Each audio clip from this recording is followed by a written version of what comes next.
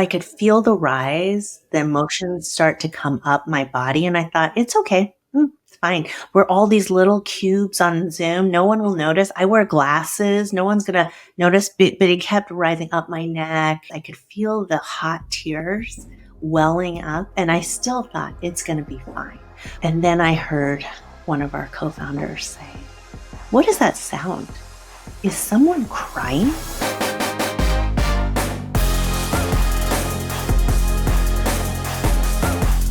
Welcome back to another episode of Good Work.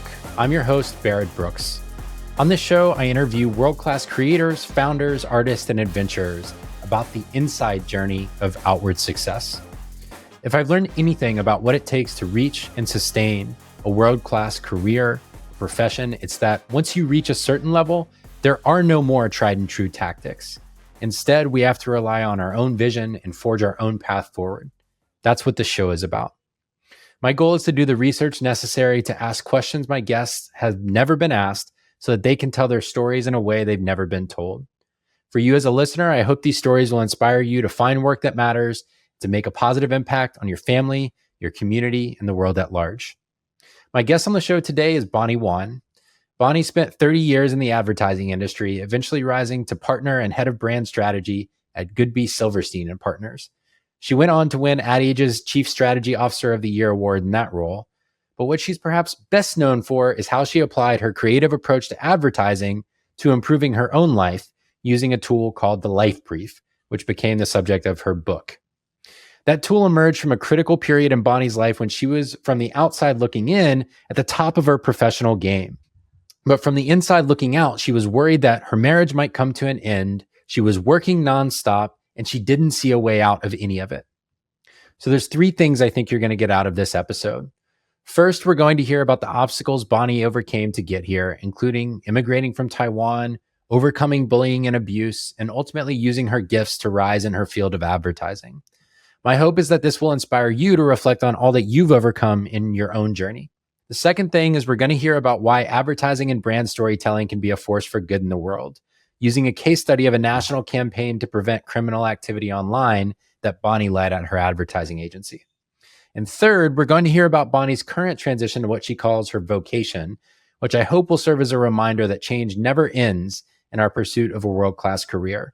It's the one constant that we can build skills to prepare for and welcome. Now, before we dive in, we cover some hard topics on today's episode. Those include assimilation, bullying, sexual abuse, and predatory online behavior, including child pornography. If you're having a tough day or tough week and you don't have room for that today, maybe skip this episode or come back to it when you have the capacity to listen in without taking on the burdens of those topics. Otherwise, enough of the preamble. Here's my conversation with Bonnie Wan. Let's get to it.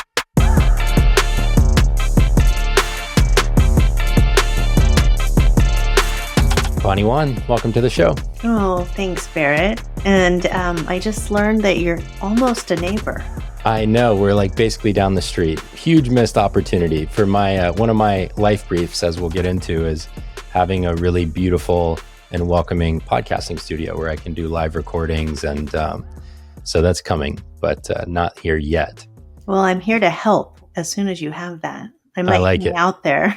Yes, and I'll welcome it. So I want to start, as I understand it, you have kind of a certain side of you that only comes out rarely and with very trusted people, which is a dark and raunchy sense of humor. And I won't make you tell any jokes. If you have a mild one, you want to give us an example, that sounds great. But I'd actually love to hear the origin story of where this dark and raunchy sense of humor came from. Yeah. 8th grade, public library, across the street from our middle school. I spent a lot of time there because I wasn't always sure that I was going to get picked up after school. And I immigrated from Taiwan when I was 6. So I was really shy because I had the language barrier, although it was very fast. You know, I realize now for kids that their brains are just, so flexible. So I actually learned English very quickly, and I worked really hard to hide my accent or bridge any gaps. I remember going home. This is not the answer to your question, but it is related. I remember seeing the word written on the bricks at the dodgeball, kind of where we played dodgeball. And I didn't know what that meant. So I went home and I asked, Mom, what does mean? And her face, just the shock. I think that was my first indication that you can really get a rise out of people, you know, with certain things. So when I hung out after school, there's this carousel of books right when you walk into the library. And I would just peruse them. There were books around Charles Manson, Helter Skelter. That's when I learned about awful serial killings. I mean, these were things that a young brain should not be exposed to. But also in there was a book of really dirty, raunchy jokes. All kinds of things that an eighth grader should not be talking about. But I memorized some of the jokes. And I didn't really know the meanings. I would talk about how green M&Ms make you horny, and I didn't know what horny meant. So I was just really naive, but I knew there was something provocative in there. And because I was so tired of being the shy, buck-toothed brown girl on the edge and the fringe not included, I had made a decision that in high school I was going to change all that. I wanted to know what it felt like to belong. I had a longing for belonging. And so one day I just kind of put myself out there. I started telling these jokes and I was shocked, amazed at the reactions, belly laughs, full on, and people yelling across the blacktop saying, "Hey, you got to come listen to this." And it was my first realization beyond my mom that, wow, I could be something different than how I've been, kind of portrayed to date. Yeah, there's so much of your early story feels like this pursuit of acceptance and assimilation as you talk about it, and just trying to find a way to fit in, to have that sense of belonging that really kind of gets ripped away from you when you move to a new place. And that's been such a wonderful and surprising theme of this show over time. It's just how many people have had that shared experience and how common but kind of tragic that process is along the way. It's so human. It's so fundamentally human to want connection and acceptance and to be seen. Yeah. So that move from Taiwan, and were you born, your family is Chinese by cultural heritage.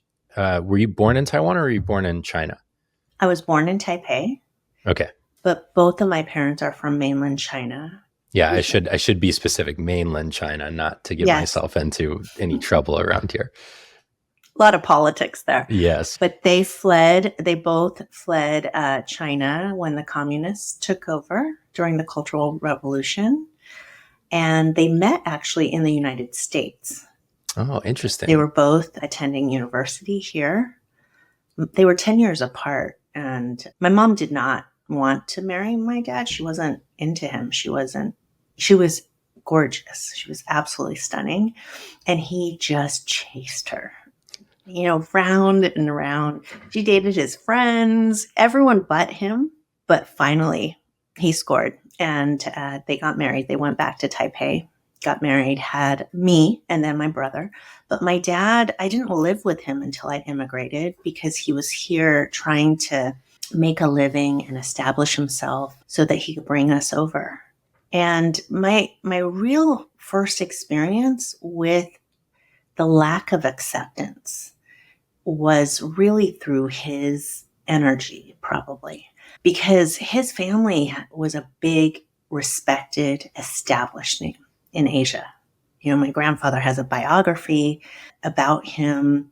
He was the governor of Hubei province. So my dad was born in a very esteemed family, and he went to private schools and he had a great education.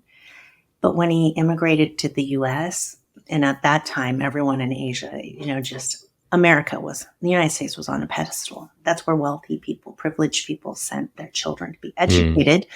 And he came over, he met my mom. And then when he was trying to establish himself, it was really hard for him to suddenly become no one.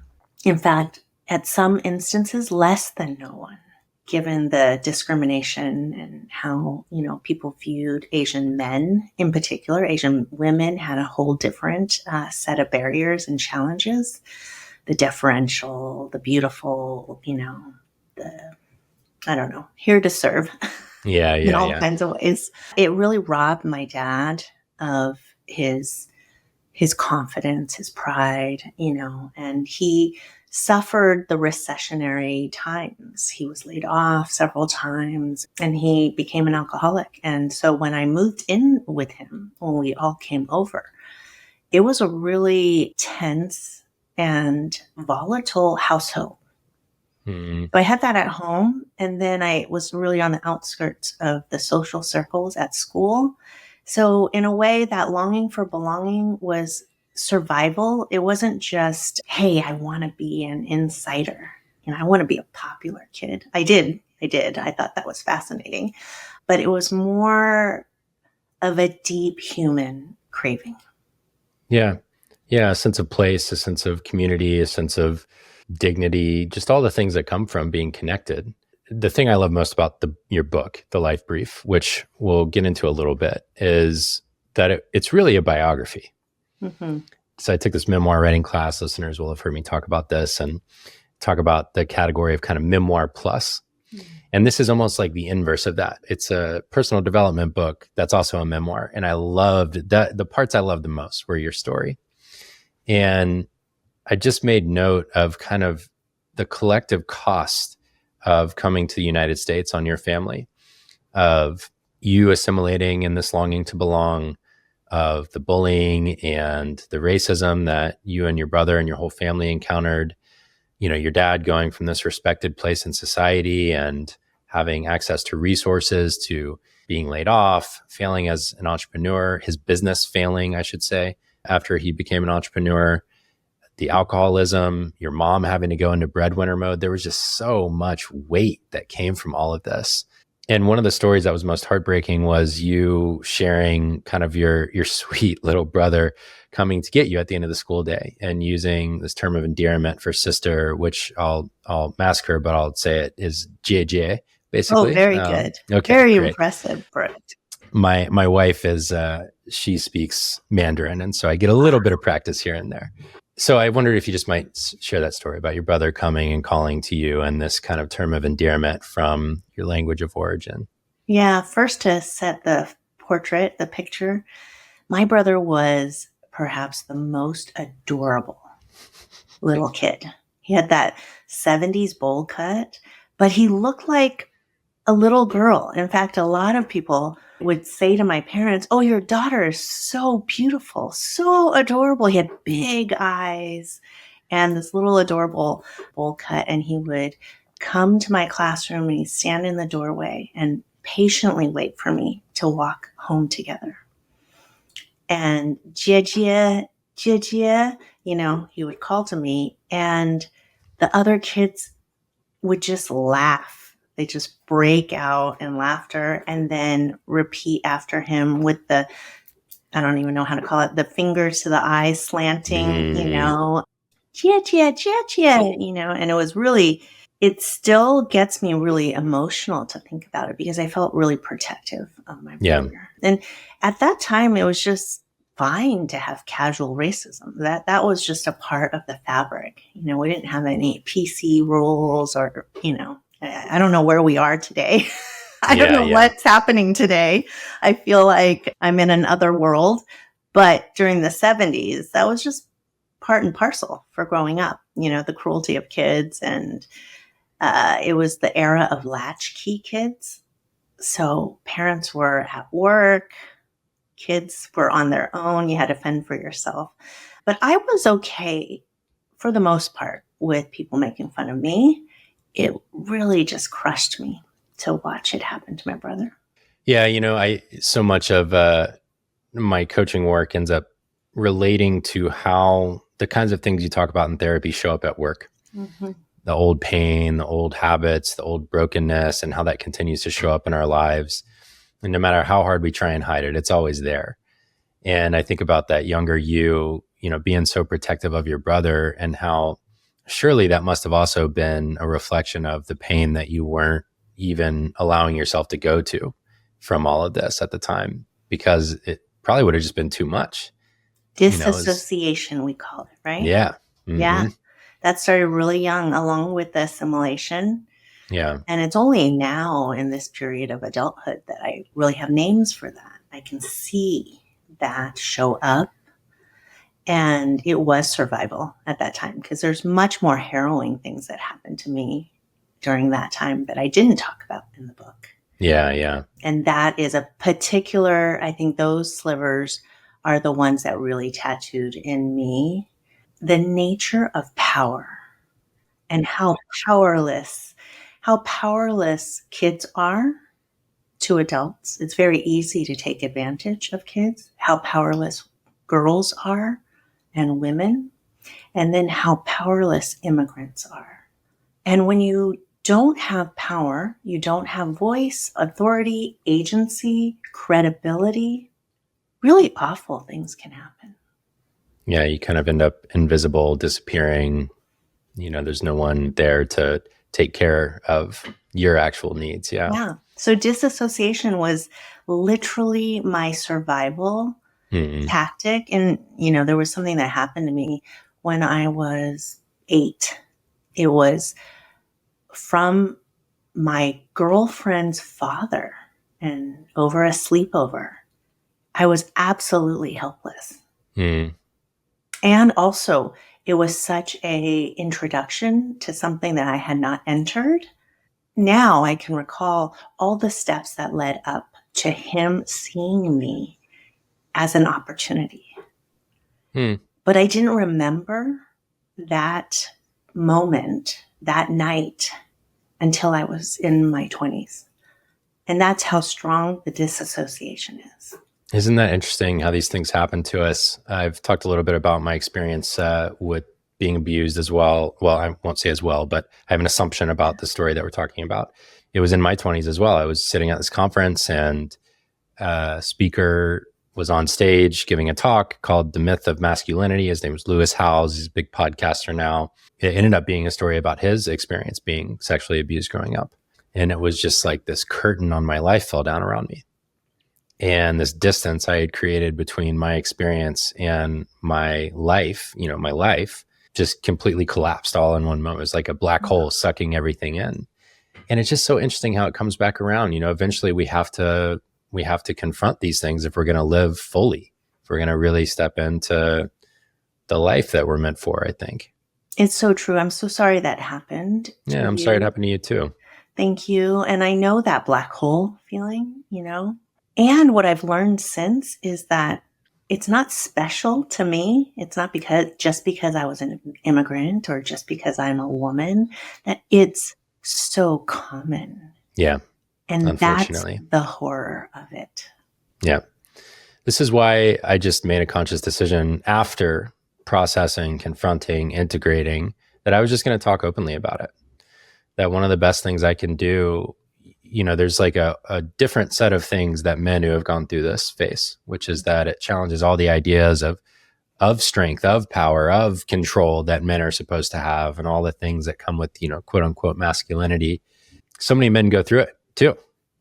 And it so rarely gets talked about because it's so shameful. It's so shameful, period. And so I just think there's a great service to you being willing to talk about it. It's a story I tell myself anyways about me talking about it, as it opens up the door for people to be able to get the help they need. Absolutely. I think the more everyone is able to talk about it, the curtain comes down on the shame, right? Yeah. And we see that, my God, I remember the first day of Me Too, right? The hashtag being used. And my husband had known about my history, but he called me that morning and he said, "Oh my gosh, Bonnie, every woman I know is posting her story. I can't believe this."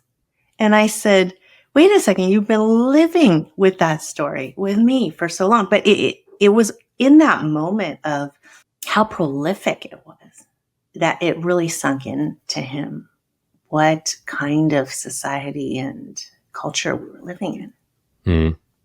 Yeah. And all of the brokenness that it reflects, all the brokenness that it reflects, and the pain that it reflects. And that was just a lot of what you had to live through. That was a lot of what you were faced with as a young child. You know, your dad dealing with his problems in his way through alcohol, the surroundings that you were in, people being unkind because they were uncomfortable with people who were different. And one of the things that I think is beautiful about both talking to you, but also hearing you talk about your story is how much you are able to own it and be what appears at peace with it now in a way that you can really, you're so gifted as a messenger, you know, I think reflective of your work. Like I just made so many notes about the phrases you use about your life that are so good. They're like advertising taglines, but for describing stories of your life, it's wonderful because it really sticks with you. Language is so important.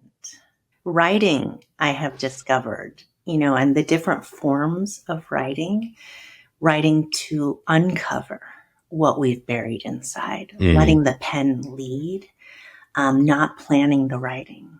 And I'm always surprised what comes out of my pen. Yeah. And then writing for distillation and clarity and commitment. Two really different ways, you know, to engage with writing. But I'm a reluctant writer. I'm a procrastinating writer. I prefer to speak and do this with you, Barrett, you know, have a conversation because something activates in me. Writing and the blank page really terrifies me. But the opportunity to do it was such a beautiful, big challenge that I had to say yes. And I've discovered so much in that practice. But I didn't intend it to be a biography or a memoir. Those were not planned parts of the vision. But I realized it's a great responsibility to tell someone else's story. Yes. And to take it to the rawest edges so that the reader feels safe and seen. Yeah. And like I said before, sexual abuse, discrimination, alcoholism, and, you know, other vices, addictions. These are all really common to our personal histories. Yeah. They show up differently. The circumstances and situations might be different, but the through lines, the suffering, the pain, the choices we have to make, whether we confront it, when we confront it, how we confront it, these are all things that are more universal than they should be. And I felt that I couldn't ask people to do this work unless I could show them that I have done the work. This is not me as some ivory tower strategist giving them tools. It's me having used those tools, and now I'm giving them the map of how those tools really work and can work in their own lives. Yeah, and creating them even just to serve yourself. You know, you created them from scratch so that you could work through these things. I resonate so deeply, though, with the piece about it's a great responsibility to hold and tell other people's stories. And there's so much consent and permission required. And then there's the implication of, I need you to give me consent to share your story because I'm trying to make a point. And I face this a lot in my own speaking and writing, where all of the richest stories that I have available to me are from my clients. And one of the deepest and most important things that I promise to my clients is it's not mine. You know, I'm not going to go out and tell your story in any way that could be identified. I'll pull trends and I'll talk about the general things people face, but I'm not going to tell your story in a way that could compromise your ability to own it. It's so challenging, though. Because then what do you pull from, you know? And you know, Barrett, that when you are working with someone, so whether I'm interviewing them as a strategist or you're working with them as a coach, you are sensing their story as much as they are telling you the story. So you can transcribe that session and have AI map it out, right? But the words don't tell the whole story. And so if you are a storyteller and a writer, you also need to speak about what you're hearing between the lines. And that is a big responsibility. Yeah. It's also a skill, you know, or practice, as you like to talk about the practices. Where we're going to jump back in your story is this like longing to go to art school. But as long as we're here with the practice thing, you use this word practice a lot. And it seems like an important piece of language, to go back to your point there. Talk to me about what's different about a practice versus other ways we might talk about that kind of thing. Yeah, my agents, my editors, publishers, everyone around me wants to call it a tool, a method, a process. And I keep insisting, no, it's a practice. And, they like all the business terms, framework. Mental model, this, Yes, yeah. yes. And it's great. It's great. And I know there's a whole segment of people who need it to sound like an HBR case study in order for them to wade in. But the practice is so intentional for me because I need people to know that this is accessible, yet it takes them showing up and trying it and doing it time and again for it to become easier. So the more you put into it, the more you get out of it. The more you do it, the easier it gets. And so I'm really inviting people to wade into this and find the parts of it that really speak to them, but at the essence of the practice, it's to come into a deeper relationship with yourself. Because when I work with people, I see all the ways that they suppress their voice and their truth. They bat it away. Their inner judge or inner critic stops them in their tracks before they can even get to the explosive power of creative ideas and possibility. They've already shut themselves down, right? And so the practice is opening yourself up little by little and finding the ways that work for you. What are the questions and the prompts is it writing? Is it drawing? Is it speaking that allows you to safely start to be nakedly honest with just yourself? It's a private practice, but so many people are out of practice with it. Yeah. Yeah. Deeply dissociated or just distanced from what's going on inside in their lives. I had, speaking of client stories, one of the ways that I work is as I learned through my coach training, we start with a client or a coaching commitment. And so the beginning of any engagement, which typically starts with 6 months with a client, is helping them form a commitment to themselves. It's not to me, it's to themselves. Every session starts with, all right, let's start with your commitment. And then we talk about the topic of the day because it ladders up to the commitment. And it's amazing to me how many commitments revolve around, and these are like highly successful people. Not that that means anything in particular, other than that you think something happens when you become successful. The public perception is that something changes and all of a sudden you know everything and you see exactly what you need to do. How many of the commitments in these folks are basically a version of living in inner and outer alignment, believing my experience of my own life, being honest with myself, fully leaning into my capabilities as a creative or a leader or whatever. And all of it reflects this just desire to be whole, to not have this gap between what's going on in here and what's going on out there. And it's fascinating to me. It's beautiful. It's beautiful because it's proof that we are more similar than we are different. When society and culture wants us to believe we're extremely different from each other, because that's what makes power powerful. It helps power stay in power as long as we're all against each other. I won't go down that track right now, but I want to ask you, the word commitment is also a very choiceful word. Yeah. Why do you call it a commitment? Well, I think what most coaching centers around is a goal. And what people think they're hiring me for is to achieve a goal. I want to double my business from 1.5 million to 3 million, or I want to go from 1 million followers on Instagram to 5 million or whatever. And I'm not saying these things aren't valuable. Sometimes there really is something there. It's a reflection of your creative potential. It's a desire to resonate or make an impact. Like I know that these things can be important. And also, so rarely does the work end up actually centering on the goal. Whatever the goal is a reflection of an inner longing or transformation someone's trying to go through. And so the commitment piece is, why is it commitment? It's a commitment to self. It's a commitment to a way of being. It's a commitment to a transformation that you want to experience. And what I find mostly is once people really get comfortable with commitment to themselves and embrace that. And I have two different ways that I offer people to start the session. It's I am committed to, or I am a commitment to.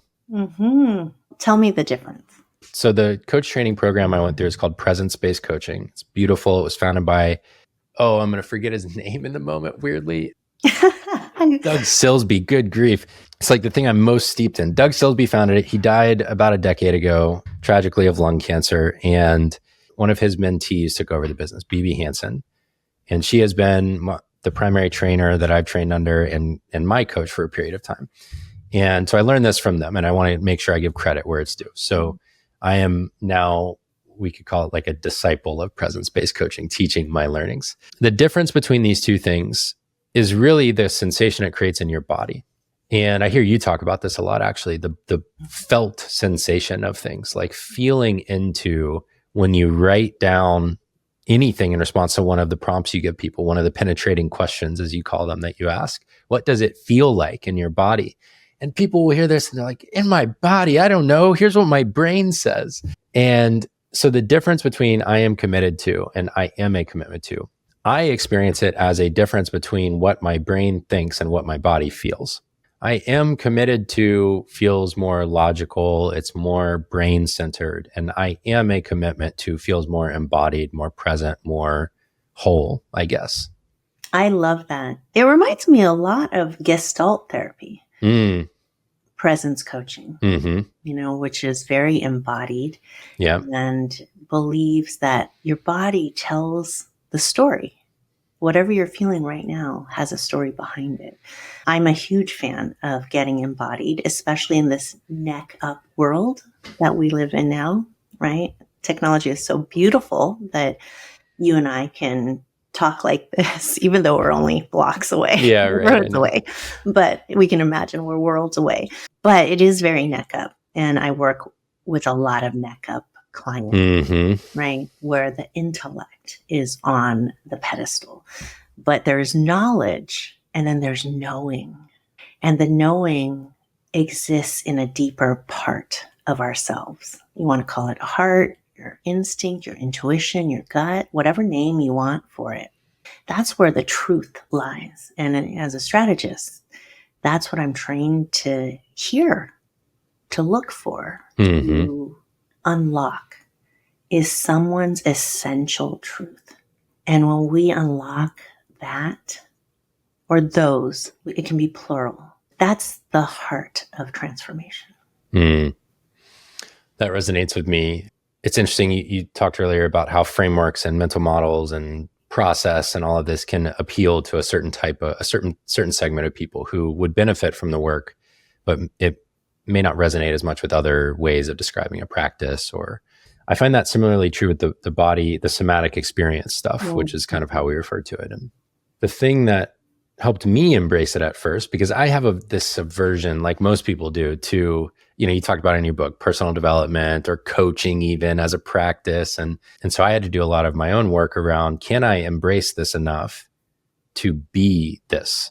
But in the body stuff, something that broke through to me was that if we're talking about data and sources of data of our experience of life, the body gives us like 90% of available data to us. Yes, I call it emotional data. Yeah. And it's everything. It's all your senses. It's what's going on throughout your body, in your shoulders, in your jaw, in your gut, in your heart, and all these different places. And it's just so rich once you start exploring it and you notice. Can I ask you another question? Do you find a difference between men and women in terms of their journey to the somatic sensory experience? Huge difference. Can you unpack that?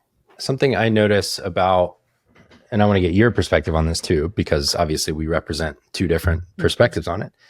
Something I notice about my client base generally is that it tends to skew both more female and more BIPOC, AAPI, like that direction. Fewer kind of traditional, white male type person. Highly masculine, if we want to call it that. And I found this fascinating. This is a source of data for me. What is it about my practice that attracts a certain type of client?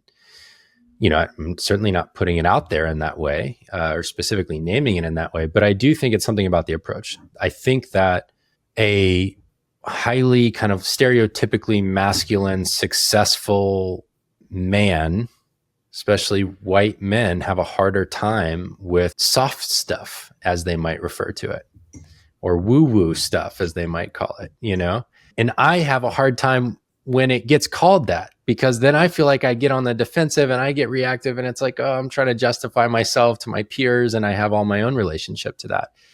And this is fascinating to me. It's like, why do we not? I think it's changing. So let me also say that it's not universal. It's not true across the board. I think there's a growing kind of movement to allow for softness in men. And I think it's really important. I want to be a part of that change. I think that you can be both masculine and soft. Barrett. Thank goodness you exist. I like to call it wholeness. Yeah. Because we all have those softer sides. I have a son. And so the beauty of raising a boy, giving birth to a boy, watching him grow, is I see how tender he is and how much he feels. But as he goes out into the world wants him to be different than that. And the world shapes him to be different. Yeah. And luckily, I have a very flipped household where his father is the lead parent and has, spent so many days on the playground with him, with the scrapes and the falls and his night terrors, when I'm out of town. And I love that for my son and my girls, they get to see what whole masculinity looks like, right? A whole man who embraces his intuition, his emotional intelligence, as well as his intellect and that his strength comes through in such rich ways. Yeah.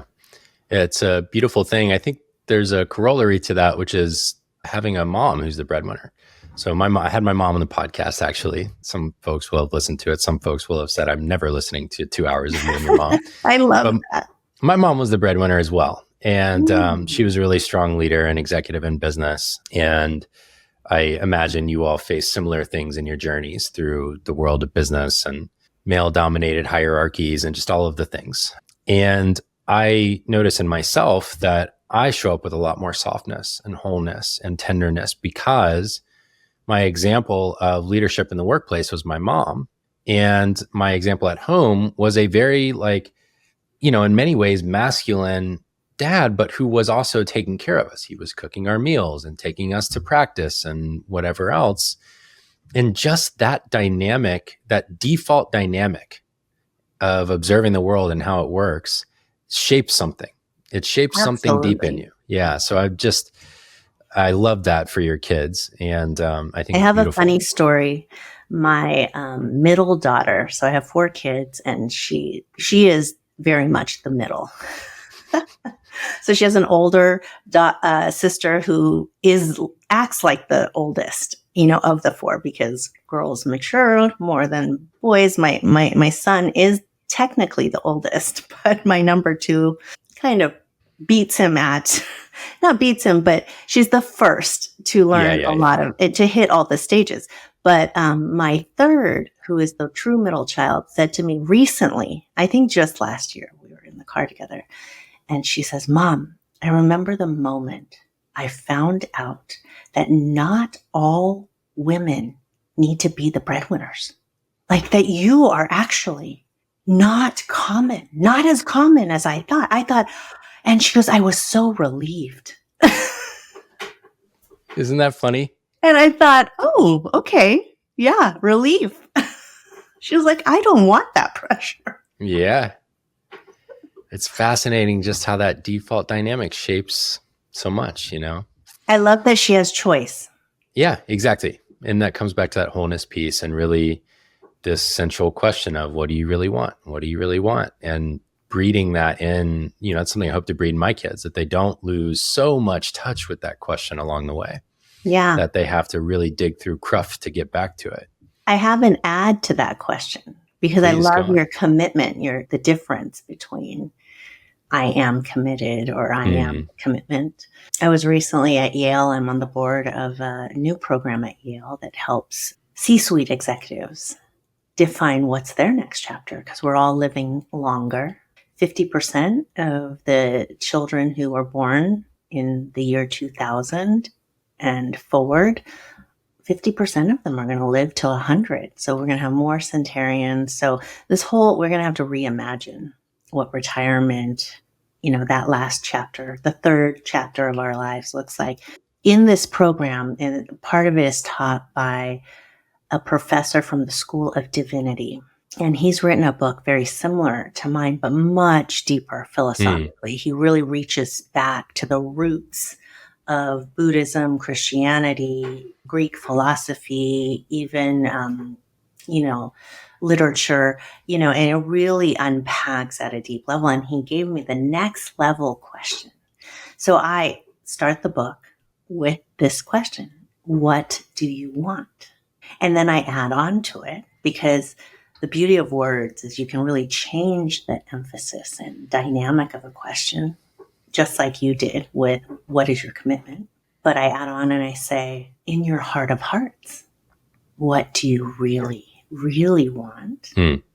And then I add on that you might not have admitted to yourself yet. And he takes it one level deeper, which is what is worthy of wanting? What is worth wanting? And I love that because, I've always struggled as a strategist there's two words in strategy that are very hard to define and help people understand. One is insight. What the hell is an insight? And then values. People get just so confused. What are my values? What's the difference between values and beliefs? Values for sure. Yeah. But what I love about the question, what is worth wanting, is it bakes in your values. The way that it is constructed and asked. It immediately puts a new filter because what do you want can be interpreted so broadly, expansively. It can go from everything from craving to calling, right? That's a big ocean. But what is worth wanting is this beautiful distillation. What is it worth to you? Yeah. There are these implied assumptions that go into the worth piece. Mm-hmm. You have to fill the worth with meaning, to answer the question. Yeah. What makes something worth it? I love that. That's good. What is worth wanting? I had a wonderful coach who's also been on the podcast before, Andy Christinger, and I worked with him for 5 years during my time as an executive at a software startup. And he used to ask me, what is the longing underneath that? Or what do you long for? And this is another one that gets deeper, is this kind of like gnawing, aching longing. And that's what was coming to mind as you were sharing that. And I've been thinking a lot about this. I was telling you about my creative agitation recently, and I'm not going to get too far into it because I don't like the meta breaking the fourth wall of talking about the podcast on the podcast. Oh, no, the meta is beautiful. And I love anything about agitation and creativity. So you put those words together. I'm all here for it. And I've grown a huge tolerance for it. It took me a long time to get okay with the fact that that's part of the process. Is this creative agitation is productive. It's the messiness, as you talk about. But one of the things I think I long for, and I'd love to know your answer to what you long for. One of the things I think I long for is both to understand and to be understood. And what I realized was that for a very long time in my work, I was over indexing on understanding. Being a support system, understanding the needs of others, filling those needs, being there before they even knew they needed it. I was always kind of in a number 2 type role, a support type role in everything I did in my career.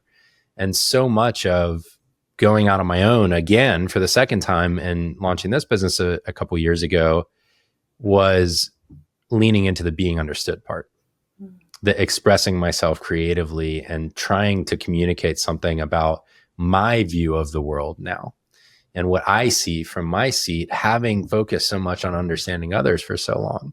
And I think that's been part of this podcast, is like, it is about understanding. That's the joy of it, is really digging in with someone on their background, their story, who they are, how they got here, what they struggle with.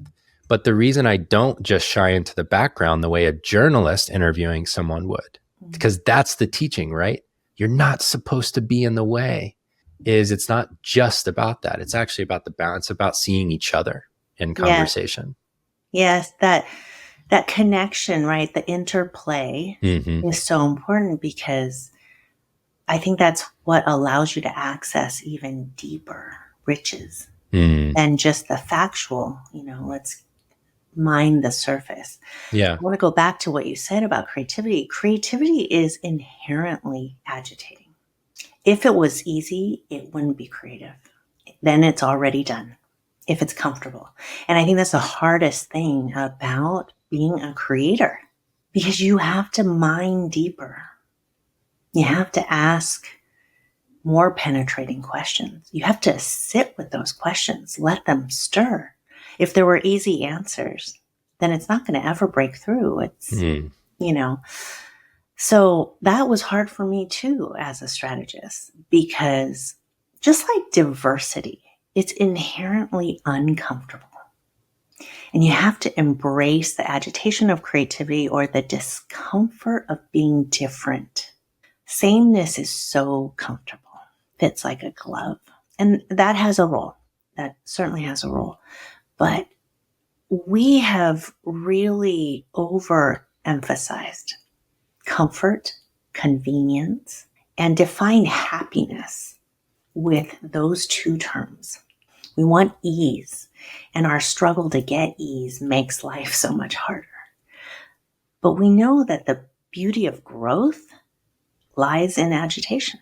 Creativity lies in agitation.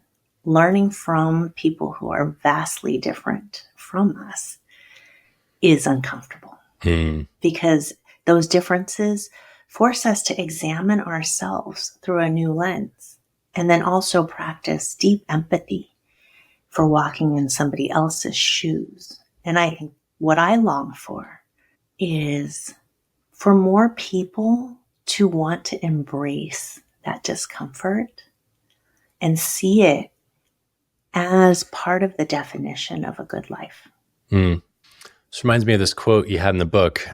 I think this comes later in your story, maybe, but it was with regard to how much change happened in the world and how much movement happened inside of you in the pandemic after George Floyd was murdered, but especially after the very brutal racially motivated killings of Asian women in Atlanta, which is where I grew up. And so this hit really close to home because my wife is an Asian American woman. Our children are half Asian, and we grew up in Atlanta. And so it just really hit close to home for us too. And maybe we'll get into how that shifted so much of your work. But you had this quote in the book that was, "True equity and lasting change come from deepening our relations with one another." And that this was kind of the core insight of a brief you wrote for yourself at the time about what your work was to do related to all of this. And I just wonder if you might say more about that, about the relations piece. It's only when we allow ourselves to meet relationship and connection with curiosity, not fear or bias or whatever judgment would be the word, or assumptions, when we can really lean into the curiosity, and particularly in the moments that frustrate us, and we can stay there and want to learn more, want to know more. That's where bridges are built. But it's so easy to turn away from each other.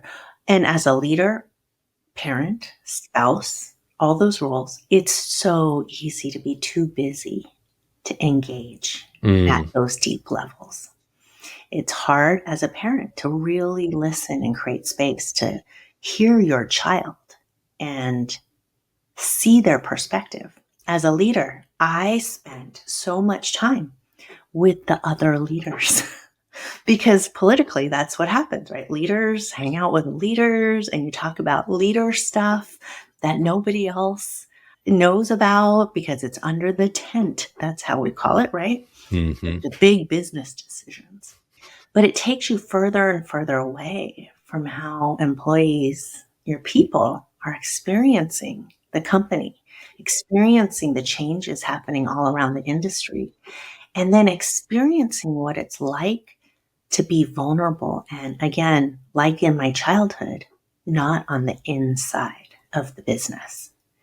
And politics are part of the human existence. When you bring lots of people together, there's going to be hierarchies. There's going to be natural divisions, organic divisions. Mm-hmm. And for me in 2020, I could see so clearly what I couldn't see before is that starting from that 8th grade playground decision, I had been so focused on first surviving through belonging, then achieving through assimilation, right? I could read the room. That's what being an outsider really taught me, how to read the web of social dynamics between people and how to find my place in it. And that worked really well for me for most of my career. And I got to the top. But in 2020, I saw all the ways I was defending, excusing, and protecting a system that was not designed for people like me. And I could see all the ways that I was not using my position and power to change the system. And that was a huge opportunity for me. And so so relations, not just solutions, because advertising, in the creative business, we like to pride ourselves as coming up with innovative, creative solutions to business problems, right? To Yeah. culture problems, to people problems. That pumps our egos. That's what gives us pride. We don't see it as disruptive, annoying ads in the world. We see it as creativity. But as long as we're looking at solutions, it keeps us at an arm's length from actually getting to know each other. So I could be working on a racial equity campaign and coming up with a brilliantly creative idea to solve or help solve that. And then I would go home and say, well, I'm not racist because I work on these campaigns. Look at it. I have tangible proof. Yet when I come to work, am I actually engaging with those employees who every day show up to work feeling that they have multiple jobs, more jobs than, as you called it, the white man? And we know all the data. We don't want to see the data. And right now we're in a climate where we don't want to talk about any of that. But the data is real, right? If you are in a privileged group versus an underrepresented group, by the time you're in preschool, your children are already very far apart from an equity standpoint, right? And there's socioeconomic dynamics that go into that too. From preschool, now you see how wide that starts to get as you go all the way up to university. And then those who can afford it to go to the most elite schools. And it's not just what you know in college, it's who you know. And those elite schools have the most elite pools of contacts. And so there are just all these ways that we create the health gap, the wealth gap, the education gap. And in corporate culture, that happens too. And so assimilation becomes the way to achieve and move up a ladder. And it means forsaking some things and not bringing to work your truth. Yeah. And it seemed like you had a moment of kind of inner reckoning and a moment of courage and vulnerability at work in a partner meeting at one point. It seemed unexpected. It was almost like you just couldn't hold it in anymore. You had this realization, you had put words to it on some level, like you've said, and your body, your mind, your efforts started to organize around building this deeper relationship, both to yourself and then to others. And so you were in this partner meeting, and what happened? Oh my gosh. I think this was the buildup of all that disassociation we were talking about earlier, right? Something unzipped in me very early in the pandemic. So we weren't all used to the new format of work. So we were all on Zoom, and we got on Zoom every day as a partner group. We went from not meeting even every week pre-pandemic to suddenly every morning. Wow. And so my fellow partners spent more time in my bedroom than my husband and I did together. So that was what? But I had watched a film. One of the strategists in my group had sent me the film called Color of Fear. It's a really dated, if you look at the clothes, a documentary of men. And I think it was in the mid 90s, and men of different races sitting in a circle in conversation with each other for an entire weekend. And that's the documentary. And they're all talking about their experiences. And there were Black men, there were Hispanic men, there were Asian men, and then there were white men. And it was a really potent window into men, one, and then the differences. And there was a point in the film where one of the Asian men said he was at the grocery store, he's telling the story, and he was next in line. And the customer was at the cashier, and they finished the transaction and left. And the cashier looked beyond him to the person behind him and said, "Next customer, please." And he looked around and said, "This happens to me so much. I am just invisible." And that just portaled me right back into elementary school.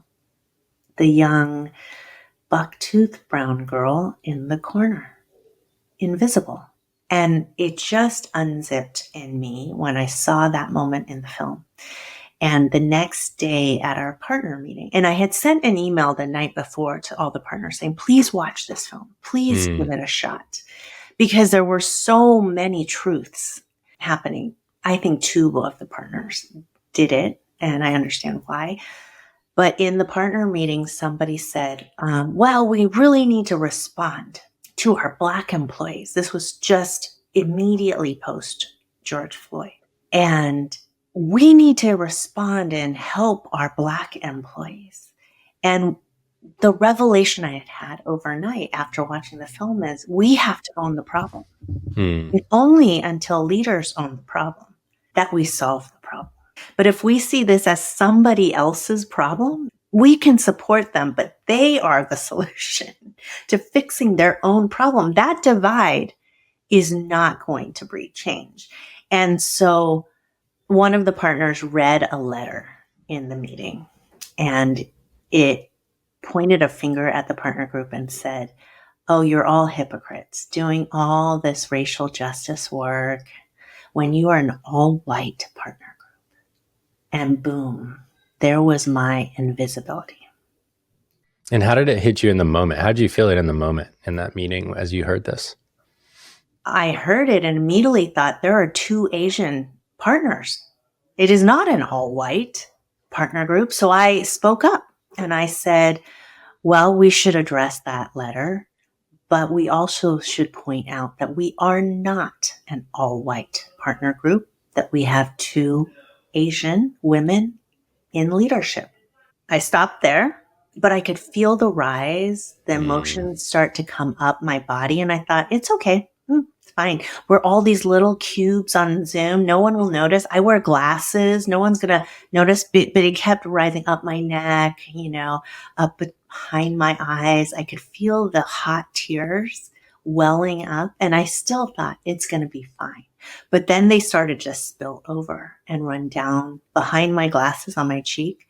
So I took off my camera. I just shut it down and I let it out. And it was, I call it in the book, an ugly cry. And it was like the greatest meltdown. I would beat any of my toddlers. I was wailing. So much came up and out of me. It was as if everything I had suppressed had come out in that single moment. And then I heard one of our co-founders say, "What does that sound? Is someone crying?" And I just wanted to die. I had forgot to mute myself. And I have a friend who says, that's a brilliant phrase. You forgot to mute yourself on so many levels. Right? That's good. Because so much of my rise and many women's is you don't speak your truth. Yeah. It's like our Black employees. And when you you just suppress and swallow the indignities that you face, and you just get used to that as part of being in the business environment, right? Because if you're going to call it out, you're going to really put yourself in danger. And so women are so pressured, if you do get to that level in the boardroom, to act like a man. Yeah. And if not exactly like a man, at least emotionally, you don't feel it. You got the moxie. You're badass. You're impenetrable. You know, I mean, we It's toxic. breed that in athletes and everybody. Don't show your emotion. Here I was, ugly crying and wailing in front of my partners. It was worse than death to me. I feel so compassionate for you in that moment because, this is my observation. It doesn't have to be true for you, but my observation is that you're having this really important moment of processing, of like finally acknowledging to yourself, God damn it, I'm tired of being invisible and I'm going to finally say something. And it's just going to be one thing, but I'm going to say it finally. And you're having this beautiful release of all of those years of eating this pain, basically, only to be, called out. He wasn't trying to call you out, but, No. And then you have to shut it down all over again. And I didn't, because I couldn't. It was already done. So I felt like that was the hand of the universe, saying, okay, here we go. We're going to shove you out here because you feel so called in this moment. And I turned my camera back on. Yeah, what'd you do? There was nothing. I had to face the music. My face was all puffed up. My eyes were red. Everything looked like I had the ugly cry. So the proof was on the camera. And I just spoke the truth. I said the things I said to you. We have to own this problem. This isn't somebody else's problem. We have to examine how we can do things differently. Where are we creating this problem? How do we take accountability? And then I went into my personal history I realized I have guilt by assimilation. All the ways that I am creating a culture and an environment that does not help solve this problem. What are we each going to do to own it? That was such a perfect example of your power of language, by the way. Guilt by assimilation. The way everyone's heard is guilt by association. Yes. And here you're turning that phrase into guilt by assimilation. There's so many of these great little phrases that really stick. It's like a perfect one. And well, let me ask it as a question. It could feel like to someone, well, that shouldn't be my burden to carry. I already carry enough burdens. I don't want to carry the burden of the guilt of assimilation. And I think that that's not how you want it to feel either, but you also felt this responsibility to step up. So how did you handle that for yourself? Because it's on one hand, even more weight to carry. And on the other, it's something that you knew you couldn't not do at that point. Yeah. One of the penetrating questions I ask in the book is, what is sacred? What is non-negotiable to you? And that's very similar to what's worth wanting. And so when I wrote my new leadership brief coming out of that period, Relations, Not Solutions, it immediately got me to look at my schedule differently, look at the pay gap differently, look at who I promote differently. And I wasn't promoting people or changing the pay gap based on race, but I was trying to erase the gaps that were already in existence, that were wrong, that were inequitable, right? So the easiest thing I could do was flip my schedule. So I started having weekly one-on-ones with my most vulnerable employees because I wanted them to have a direct line to power. And I wanted to understand, how did bias and discrimination or all the subtle ways they experience barriers, not just racial, but in any way, just being a junior employee, being an intern, being a mid-level. How did it all come about? I wanted to step in their shoes, and that required me to have continuous contact with them. So instead of spending all my time with the other partners, I flipped my schedule, and that was the first thing I did. And Mm. then I looked at the pay gaps that were under my control.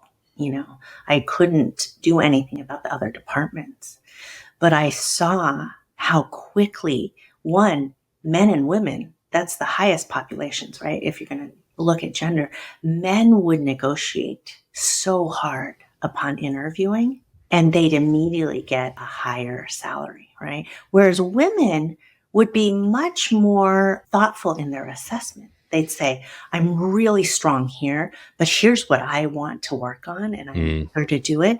And then when you give them the offer, they don't negotiate. And this is stereotypical, but it was definitely the norm, right? And so immediately, just like the preschool kids, when they started at a very different pay level. Yeah. And it's even more pronounced if you're Yes. underrepresented. And the thing people don't realize in this is the way the math works out on this. If you do, and this isn't how it works in all businesses, but if you just play it out and you have someone starting at 50 grand and someone starting at 60, and then you do cost of living increases over 10 years of 3%, 3% of a bigger number is a bigger number.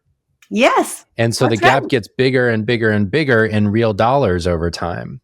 That's just because of the starting point. This was one of the most revelatory things I ever learned about the data behind pay gaps, was that it's the starting point that actually matters the most, because that dictates everything that comes after it. That's right. Yeah. If you start behind, you're always behind. And that gap, that's what you're pointing out, gets bigger. It doesn't stay the same. It grows. Mm-hmm. And what I found is, more often than not, men who negotiated hard and presented them hard had the most feedback when it came to performance reviews, whereas the women were just over delivering because they had set such a even assessment of who they were at the beginning, whereas men, and again, this is a big, generalization, but for the most part, they had oversold themselves. And then when they get in the organization, they're making more, but delivering less than expectation. Mm-hmm. Yeah. And even if it's the same amount, it's like, that's also the problem, right? Yes. So, yes, let me correct. It's not that women outperform men. It's how they package themselves, the expectations they set, and the forcefulness of their negotiations. And just, if you think of it in business terms, it's an ROI calculation. Mm-hmm. If you have two people, a woman and a man, performing at the same level, and they've started at significantly different spots, the ROI to the business on the woman's time is much higher. There's a higher margin on that time. Yes. And so that, that's ultimately what it comes back to, is that men tend to capture more of the value that they're creating, whether they are or they aren't, that they are perceived to be creating by their organizations. And this has a natural effect. Like we talked about the preschool gap, right? So if you are privileged and you're raised in a privileged way, you're not experiencing some of the real problems. So, you and I started the podcast talking about some abuse problems. But if you have none of those, you are so confident, and your confidence exudes through not just your words, but your handshake, your willingness to look authority in the eyes, ask bold questions, and you start to really know the mold for excellence, and you shine in all the cues. But if you have experienced trauma, prejudice, abuse, you are always scanning for safety. And so, yes, during the interview process, you're not walking in bold with that strong handshake, direct look in the eyes, bold questions right from the start.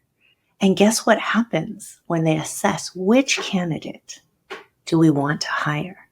Well, we have a very narrow definition of excellence, and that tends to fit the culture of privilege.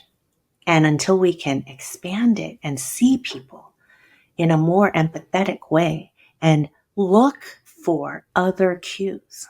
And then the surface immediate ones, we're going to always go with the candidate who appears to be excellent. Mm-hmm.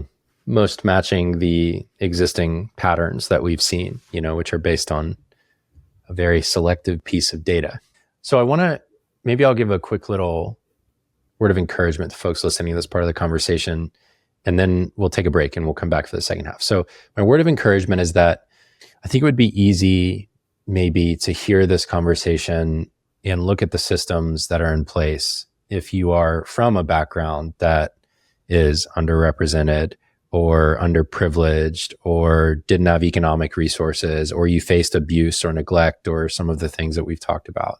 That doesn't sentence you to this experience, right? That's the other piece of it, is it doesn't sentence you to it. It's a huge process and challenge to grow beyond, these experiences, to like really dig in and get in touch with what's inside and close the gap on the disassociation that we talked about before.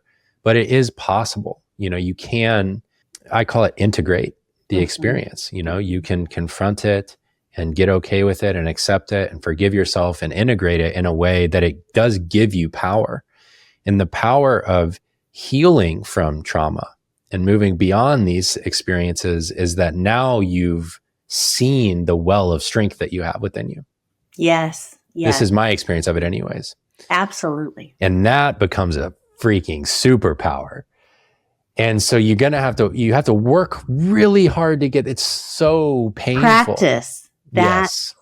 Yeah. Practice, right? That's why we invite that word. The more you do it in the tiniest ways, but every day, the stronger you get at it. Yeah. And it can become your superpower. So that's my little word of encouragement here. So we'll take a quick break. When we come back, I want to talk a little bit.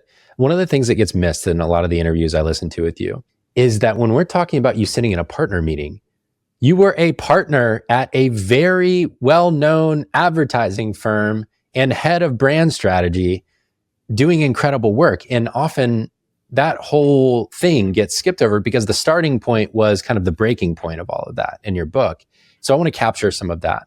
And then I also want to talk about, you've just made a new transition, which is really exciting. And I would totally miss the opportunity of being together if we didn't talk a little bit about that. So that's what we'll capture in the last little segment together. So I want to try and capture this rise in advertising that you experienced. And the place that it feels like it started was you told a story at one point on some podcast about a corner study on baseball cards. Yeah, I wondered if you might tell the story about that.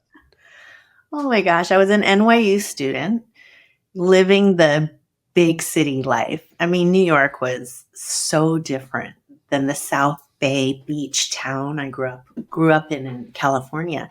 And I was just mesmerized.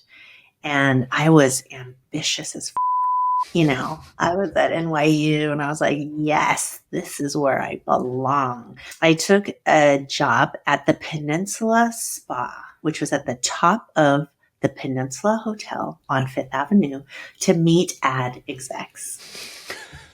Of course, right? Brilliant. Why not? And I did. I also met some amazing celebrities. Miles Davis, I think the week before he passed. Wow. Rod Stewart, all these people. But I did also meet an ad exec, Jane Gundel, and she was the managing director of a very tiny creative boutique agency downtown. And I was just like, wow, Jane, hi. Every time handing her locker key and towels.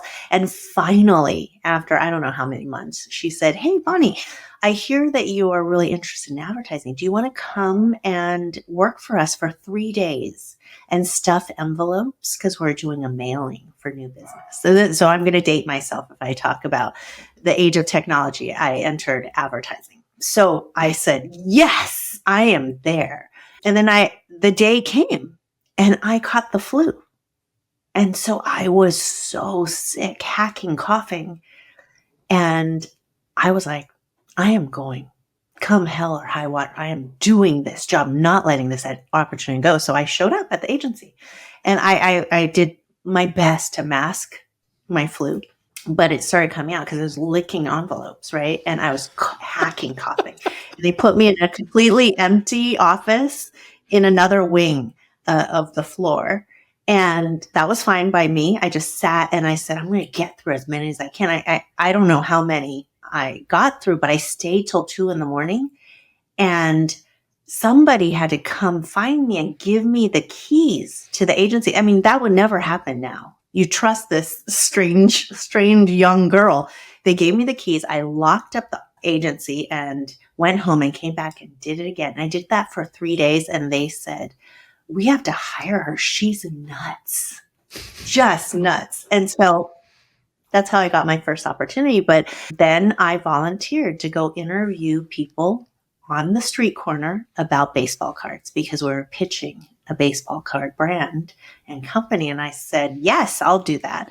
And so I went up to strangers at Korean convenience stores, at comic book shops. I went inside, I observed them. It's easy as a young girl because you just kind of say, hey, excuse me, you're not threatening at all.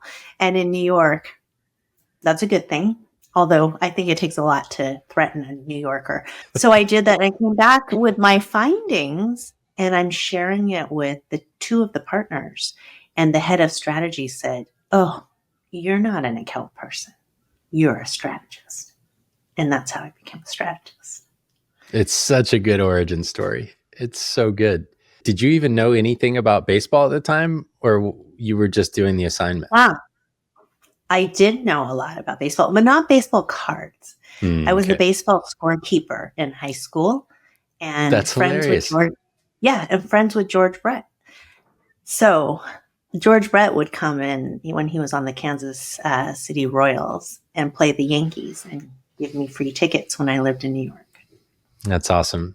So I did know a little bit about baseball. Yeah. This is such a good story. So, one of the things I was thinking about in terms of your rise is how many campaigns you must have worked on and how many of these briefs you wrote and how much of that fueled the creative department's work. And just like you were at the helm for 30 years, 25 years of this creative industry that powers so much of the way we view brands and products and culture in so many ways. We don't have a time for as many as I'd love to get into, but I wonder if you might just share an example of one of the campaigns you worked on and how both you shaped it and it shaped you. Oh, there's so many to choose from. Barrett, this is like asking a musician. I know. I can't believe no one ever asks you this. That's what I was saying. Oh my gosh. There's some dark ones, which are the most meaningful ones. I'm probably not going to go into it because it's so dark, but child sex trafficking and prostitution was one of my favorite pieces of work because it made impact and it was really getting underneath the skin of the human psyche, which are child pornography users online. Right. And so I'll just say a couple things. Anonymity brings out our worst behavior. We don't have, I just want to pinpoint that, but we see that every day, right? In terms of what people say online behind their handles, but that was very much the case. And so our job was to serve up advertising that didn't look like advertising. We partnered with Google. I guess I am going into it. Yeah, let's do it. But what we learned is law enforcement has such a hard time going after the worst of the worst perpetrators in the dark net. But there are millions of men who accidentally go down the rabbit hole and find themselves in child pornography. So they are looking for pornography, but then they're served up things that draw them deeper and deeper. And that was the audience that we could reach through advertising. So we partnered with Google and we looked at the top search terms that led people to child pornography. Oh, this is fascinating. Okay. Yeah. And then we partnered with Google to serve up our ads. And I say ads in air quotes because they didn't look like ads. They looked like exactly what these perpetrators were looking for. And when they clicked on them, we served up different messages, and we were testing which messages would be most effective. And we served up a Google map showing their location with the line, "The internet is not anonymous, but help is," and a hotline. Oh, that's good. So we had another execution where we showed a fogged up window and the hand of a young girl behind it, saying, "This could be your daughter, your niece, your sister, your wife. Call this hotline." And again, the line was, "The internet is not anonymous, but help is." And then the third execution looked like pornography, but it looked like a video that was waiting to load. And it served up the same message. And then this was at the beginning of tracking technology, right, where ads followed you across the internet. So once we had someone, and they would click out right away. Yeah, right. And it was the jailbait one, the one that looked like porn, that had the most action taken. Most people, or it had the most people calling the hotline for help because it looked like what they wanted. And so they stayed. And then when they read the message, that's what got them there. Whereas the map they clicked out of immediately, the empathy one did nothing. And then we tracked them across the internet when they showed up on their news site or somewhere else with the same message. "We know what you're doing. The internet is not anonymous, but help is." So people don't often think about that when they think about advertising.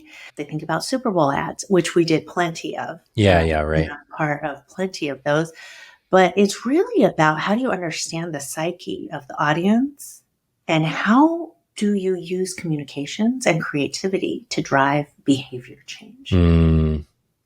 It's really powerful. It's especially powerful in the context of some of where we began.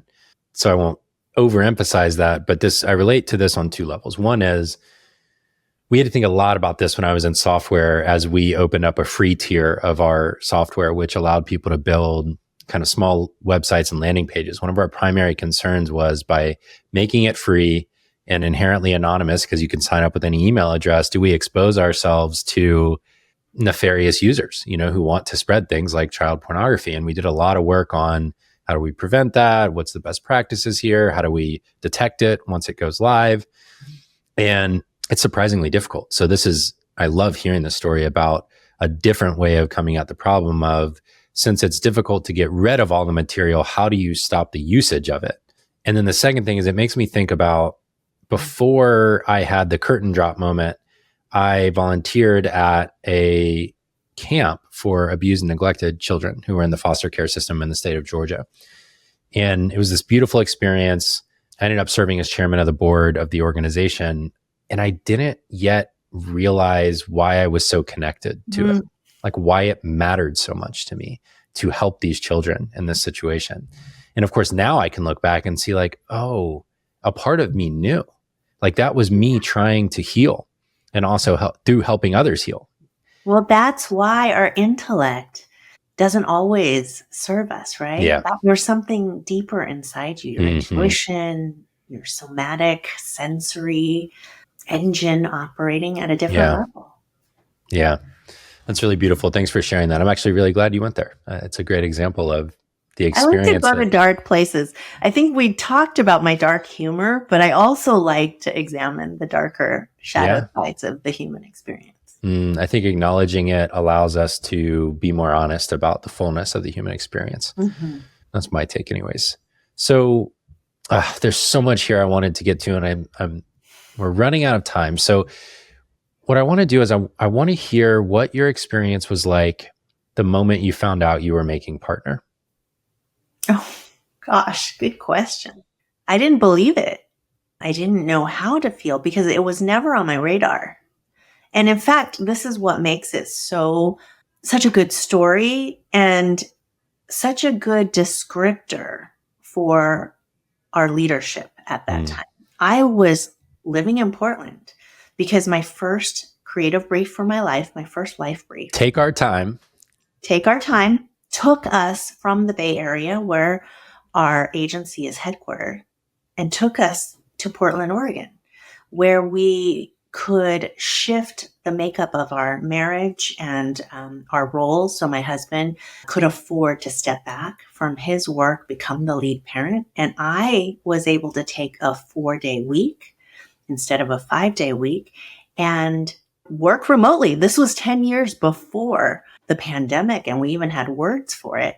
And so this was really tremendous. One, that my agency let me do that because we didn't have any other remote workers. And when I got promoted, this was 6 years into that chapter. So again, I'm working 4 days from home. I have 4 kids. And how old are they at the time? Very young. I think my 4th was already only a year. Oh, wow. Old. Yeah. So they were all very young. And I got a call from our agency president, and he said, Bonnie, are you sitting down? And I said, no. And I thought I was getting fired. Right, of course. I thought, okay, this experiment is over now. And I sat down and I said, okay, I'm sitting down. And he said, well, we would like to make you the head of strategy. And I knew that had come in front of me a couple of times, or the conversation about it. And I wasn't in a place as a parent of many young children to take on that responsibility. So he said that, and I said, okay. And he said, and we'd like to make you a partner. And that's when it went silent. And I had to really process because it was very difficult to make partner. It took a decade for us to have our first woman partner, Margaret Johnson, who eventually became our CCO. But it was an all-male leadership team for as long as I had known. So I never even aspired to be partner. And when that hit me, I didn't say anything. And then so he kept going and he said, but we need you to move back to San Francisco in order to do that. You can't do that from Portland. And I said, okay, I understand. And it took me 6 weeks to get back to them with an answer because my family did not want to move back to the Bay Area. Yeah. And we had to really navigate that change. Yeah. Beautiful story. It gives me chills just thinking about that moment and all that comes with it, all the costs that come with it too. It's not just this obvious answer. You had very consciously made this change to come to Portland, to change your lifestyle, to live more consciously with your time, to invest it, as you put it. You talked about spending and spilling and moving more towards like a spending and investing way of spending your time. And so you have this moment, you go back to the Bay Area, and for 8 years, you were a partner. Yeah. It was a wild ride. I bet. I can only imagine all the stories we can mine from this period of time. But I want to round it out because now that period's actually ended. You made another transition away from advertising, your lifelong career, and you're in this new chapter. And I wonder what are you feeling right now as you're in this new chapter that's really just emerging? I feel aliveness, which is an intoxicating mix of excitement and terror because I'm in an unknown space now. I have been in this beautiful container, 25 years at the same agency, 30 years in the same industry, but so much scaffolding from teams and now, as a partner, assistants and all the makeup of company life to being on my own. It was long overdue. Because I always knew that doing the life brief, which was what I called my joy hustle, along with my job, and it made me a better strategist doing the life brief, that at some point, I would meet the crossroad. And that came when I launched my book. Yeah. So how did you know? How did you know you had reached it? Burnout. That was the first sign. I was trying to hold both, and I was trying to prove to the world that I could hold both. And I knew the agency didn't want me to hold both either. So it was pretty mutual, I think. But it was really hard. I knew it was the leap. In fact, it was probably my life brief, but I wanted to cling on to both for as long as I could because the other path meant wholesale change. And that's what has happened. I've moved my family again. I only have 2 out of the 4, but we moved back to Portland, Oregon. I made this leap from career to vocation, which is a beautiful yet terrifying ride. And I've just moved my mom in with us because she has early stage dementia. Okay. And so I'm now caring for her as I raise our second 2 beautiful daughters and forge a new path.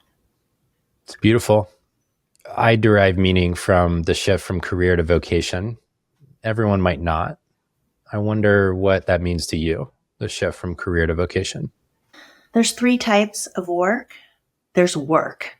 And I get this from Carolyn Meese, if anyone's read Anatomy of the Spirit. So this is not my framework, but there's work where we clock in and clock out. It's for a paycheck, and that's for survival.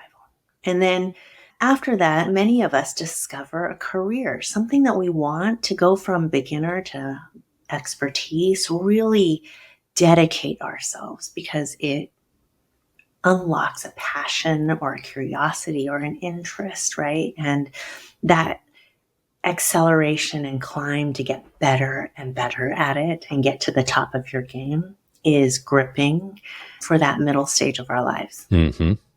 And then, I don't know if it's for everybody, but for many people I have met with and I meet with now abundantly is a different calling, a calling to be of service beyond me and mine, a call for meaning.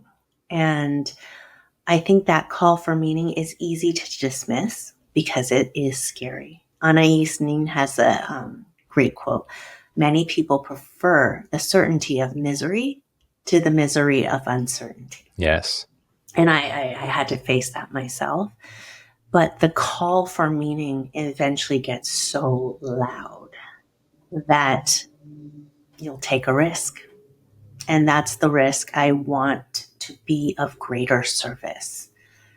And that gives me fulfillment, even though it throws up the cards on financial abundance, on even time abundance, and certainty, predictability, stability, the things that we often, look around and want for ourselves and each other because it's terrifying not to have it. But we are in an era where it is volatile. It is ambiguous. The change is happening. And so security, even in a stable company, and I'm seeing this across advertising, the marketing and the creative services, is crumbling. All the traditional paths are evaporating. And so what seems safe is not safe. What seems terrifying is actually safe because when you learn to surf the waves, the uncharted path, and with practice, take it on with confidence, now you are really living, right? And you're able to navigate what life throws at you.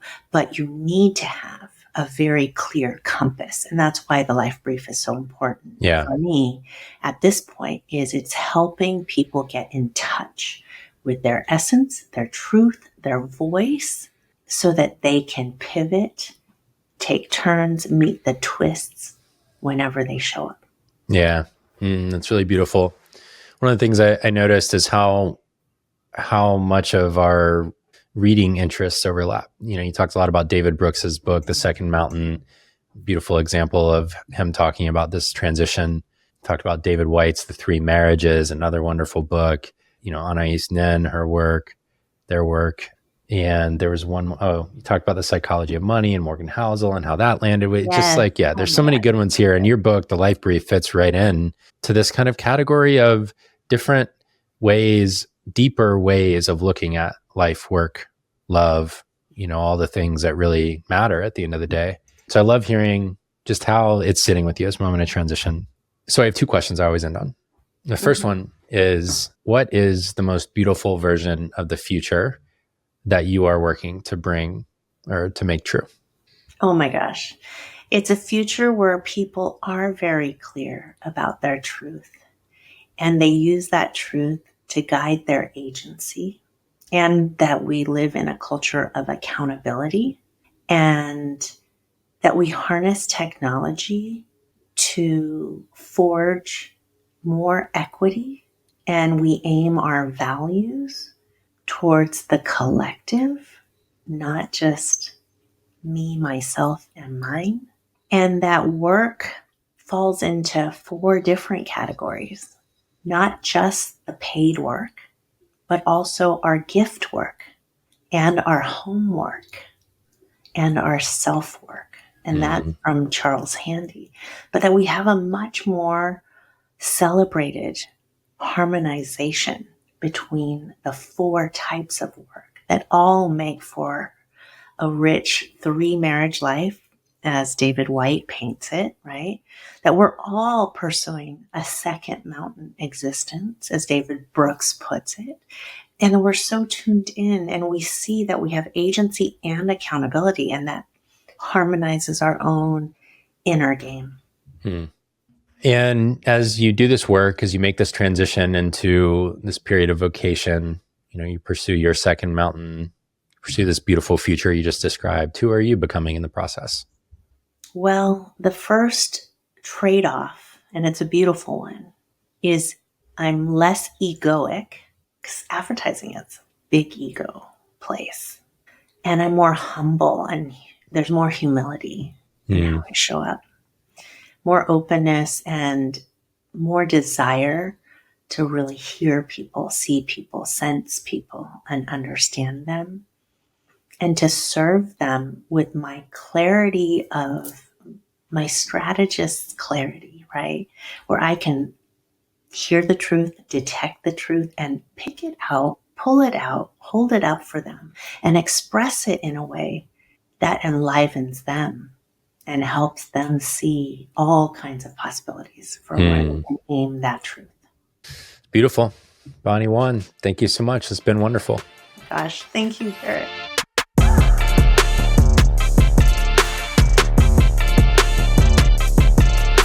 Thanks for listening in to this episode of Good Work. I'm your host, Barrett Brooks, and this podcast is produced by my friends over at Podcast Royale. My guest today was Bonnie Wan. You can find her book, The Life Brief, at your favorite bookseller or online. My favorites are pals.com or bookshop.org, so if you're looking for somewhere to order, go there first. You can read more about Bonnie on her website at thelifebrief.com. There, you can also sign up for her Life Brief workshops to work through the process with Bonnie and a group of peers. As always, you can find the show notes at goodworkshow.com. They include all the links and every other resource we talked about, as well as all past episodes and episode summaries. If this is your first time tuning in, make sure to hit subscribe to get future episodes on Apple Podcasts or Spotify, or hit that like button and subscribe on YouTube if you watch the show there. If you're a regular listener of the show, I'd love to learn more about your experience. Doing a series of calls with listeners. So if you'd be willing to spend 30 minutes chatting with me, send me an email to bb@barrettbrooks.com and just put in the subject line, let's chat about the show. If you enjoyed today's episode, please grab the link to this episode, drop it in a text message, maybe with a group of fellow creators or founders, or to a best friend, and send it to just one person or a group of people that you think would enjoy it. Let me know what you thought as well. I always welcome your feedback, and I'd love to hear from you. So you can drop me a note to goodwork@barrettbrooks.com with feedback, ideas for future guests, and anything else you'd like me to know. As always, thanks for being here. I'm grateful for you, and I'll see you next episode.